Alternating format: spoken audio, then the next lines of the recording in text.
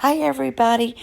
Today is July the 15th. Harry is still prone to angry outbursts. We know growing up, Harry always had a terrible temper, especially when it come to sporting events. And Harry was throwing a tantrum here on the polo field, and the gentleman next to him was looking at him like, "Are you kidding me?" But he was very competitive. We know that. But I believe a lot of this stems from his upbringing and when he was with his mother.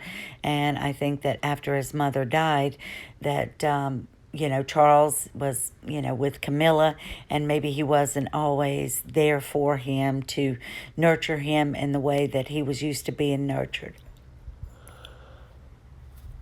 Sorry, I'm yawning. I've been up most of the night. Disclaimer. Full disclaimer can be found in the description box.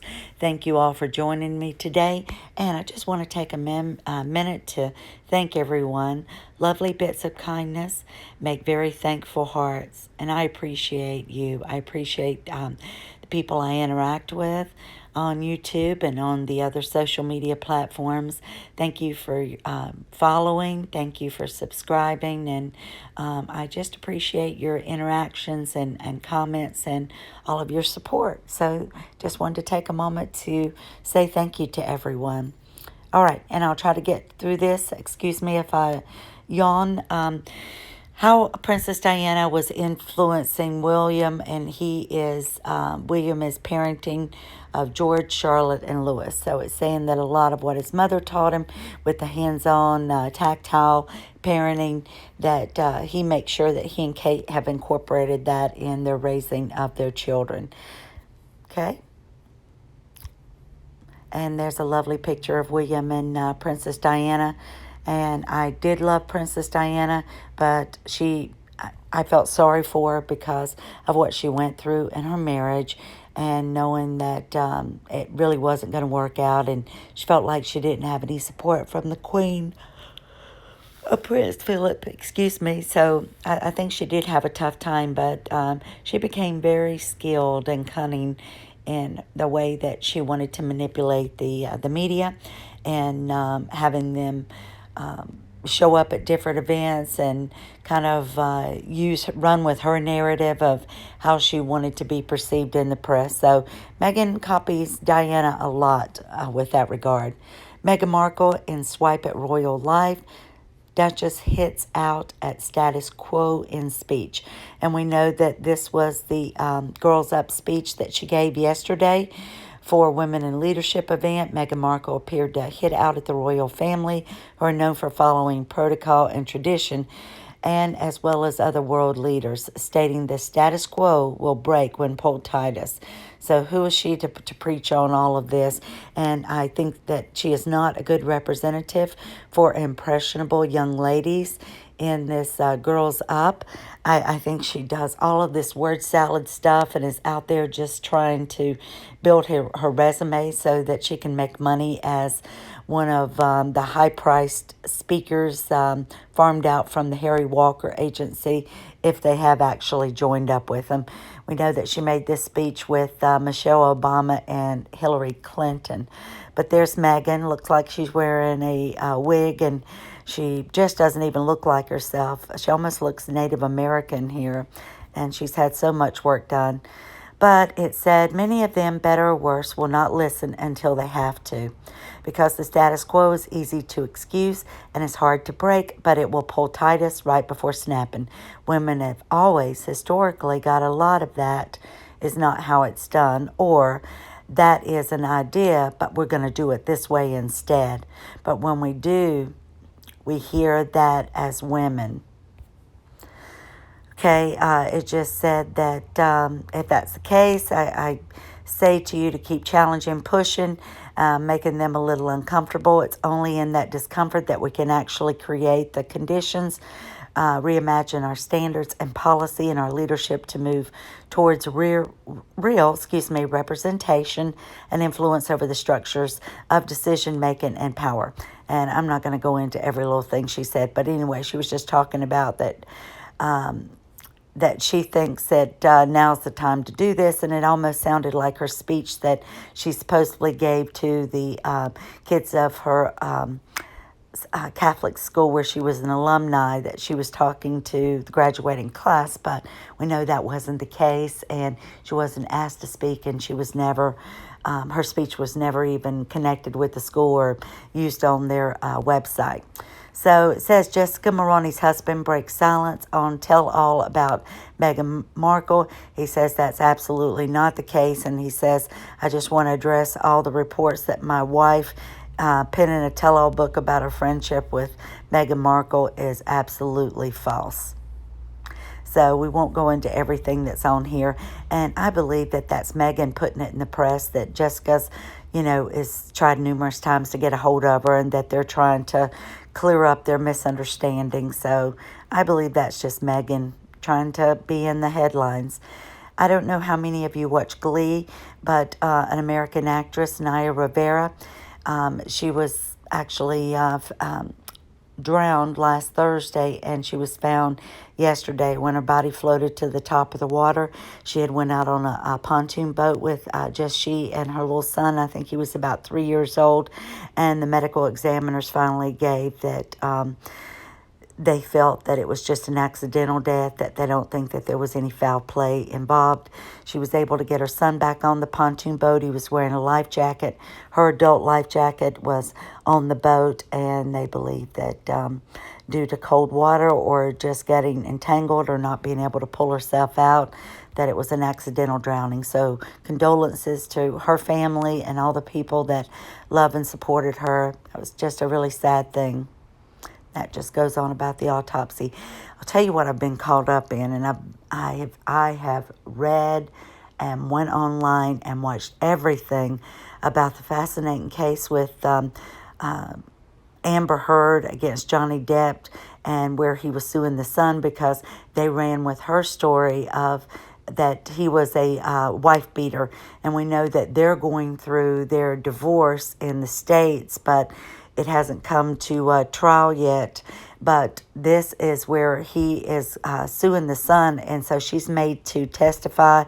And as we now know, and as I know for sure, he was not a wife beater. In fact, today, Winona Ryder, someone who used to date a Hollywood actress, and his wife that is the mother of his 2 kids, she is going to testify that he is not the kind of man or husband that would ever put his hands on a woman. So this Amber Heard is very psychotic, and she's a lot like Meghan Markle. So she's basically blackmailed him. They were only married for a couple of months and didn't get a prenuptial agreement, and he was trying to do a postnuptial agreement, and she just flipped out. But if you follow this case, I'm thinking about doing some videos on him, but I'll just have to tell you, it's very, very fascinating, and he's going to win this case and win millions against the son and Dan Wooten. So I don't know if you're following that, but he gave his testimony 5 days on the stand last week. But yeah, it's very fascinating. So basically everybody that was in his employment and worked for both of them for years have come to his defense to say that it wasn't him, that they had witnessed her doing this.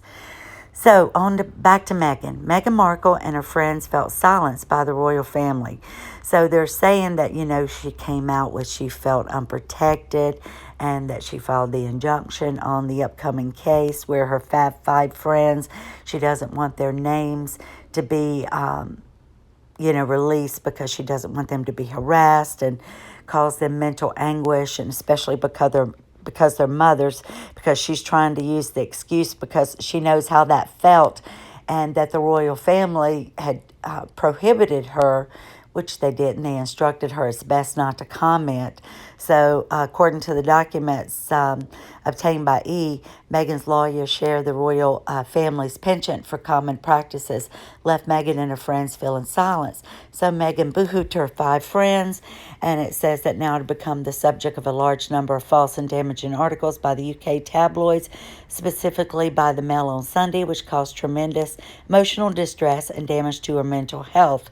So she's saying, as her friends have never been, have seen her in that state that they were rightly concerned for her welfare. And because that she was so upset, and the fact that she was pregnant and felt unprotected by the institution and prohibited from defending herself, they all felt like they could go to her rescue. So she had to have shared the letter to them. How could they have all come out with both about the same statement? And how was it that they all went to People magazine? Or did she give them the friends' names and people reached out to them? It's just too much of a coincidence. And this is all going to blow up in her face. And, and I'll just wonder what they're going to testify to, if they're going to be truthful or if there's a possibility of them perjuring themselves. In addition to her lawyers state that it was Prince Harry who informed the Duchess of the People news article in which her friends defended her against the claims made by Mel on Sunday, and her now infamous article said the article revealed the contents of a personal letter that she had sent to her father.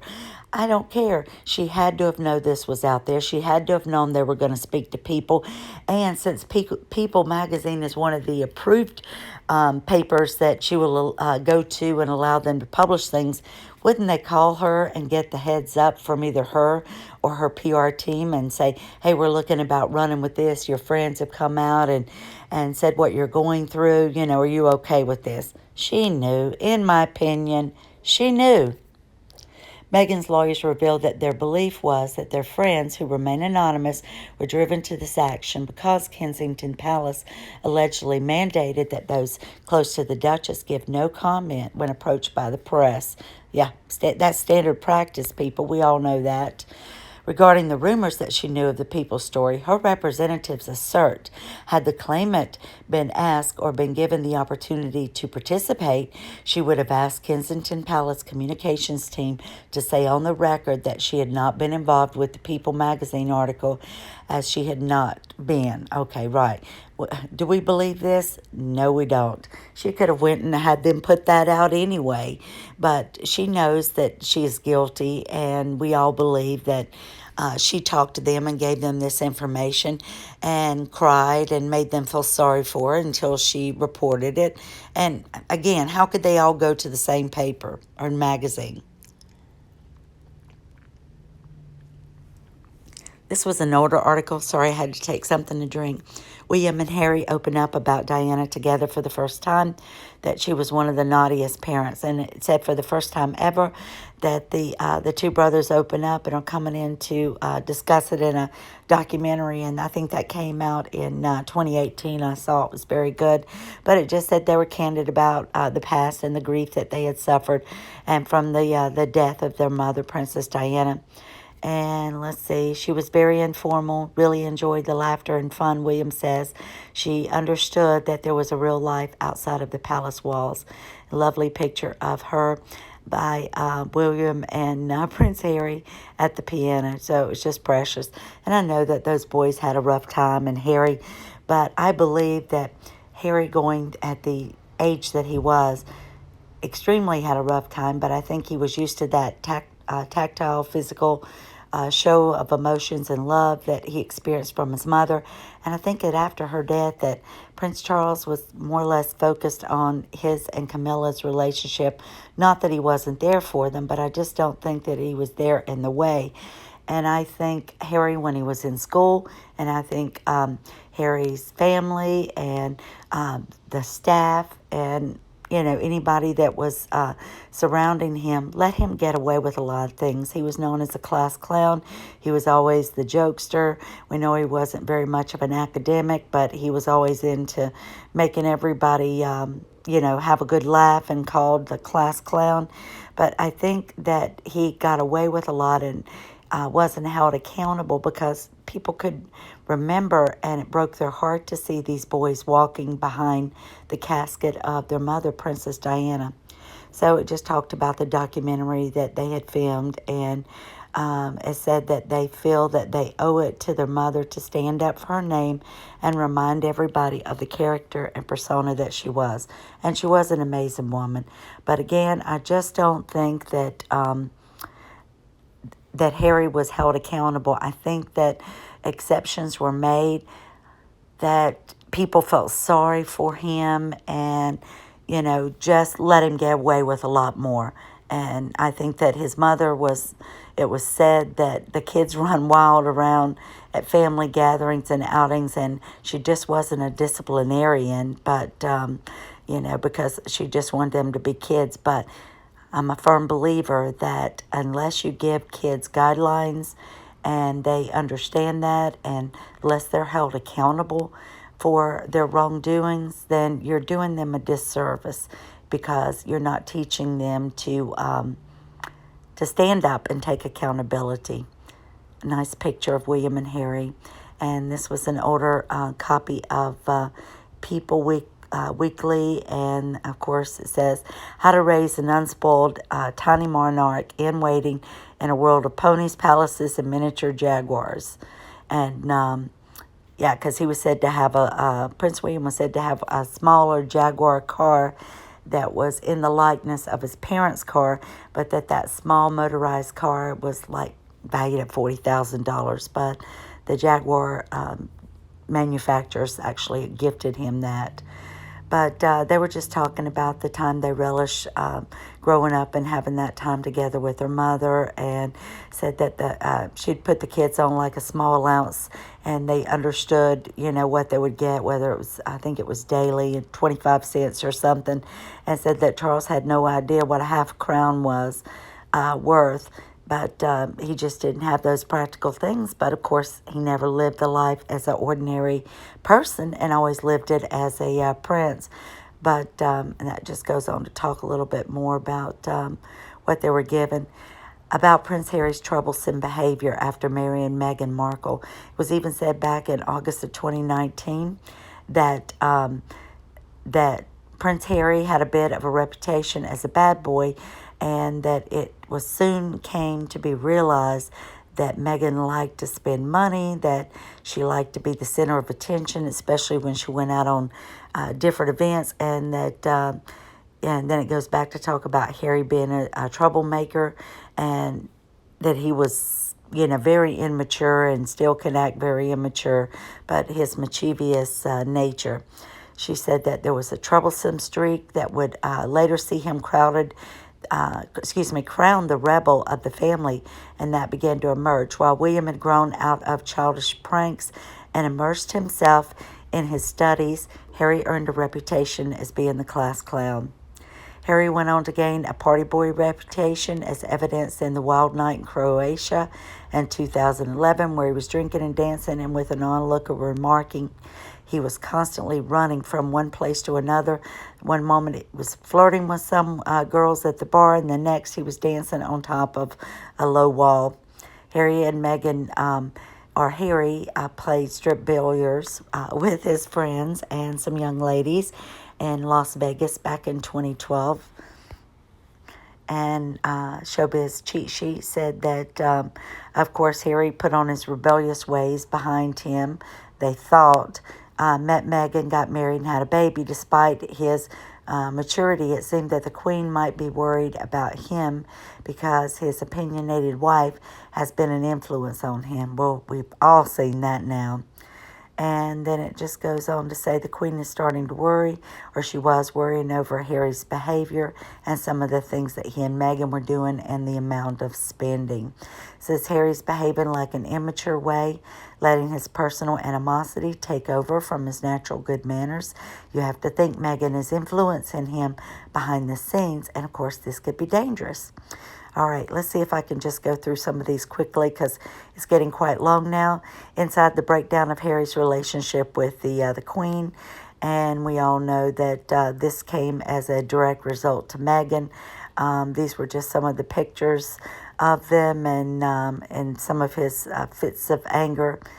And there was another one that was also at a polo match, Harry, when he was sticking out his tongue, and here he's having a fit, and here he has the angry face. It seemed like since he married Meghan, he was just angry all the time. And we definitely saw at the Commonwealth service, at the last one at the end of March, that he attended, that he had a scowl on his face the entire time.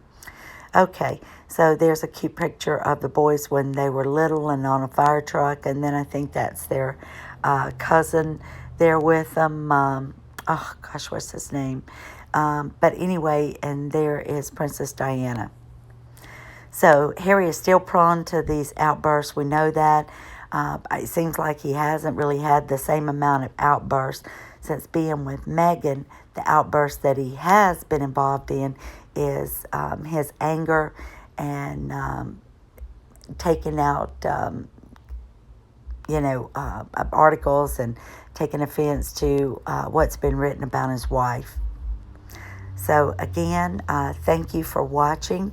Again, I appreciate your following, your kindness. If you like this video, I hope that you will subscribe, like, and share, and leave your comments and questions. And please feel free to recommend future content. I always love to have recommendations. So thank you all, and have a wonderful day.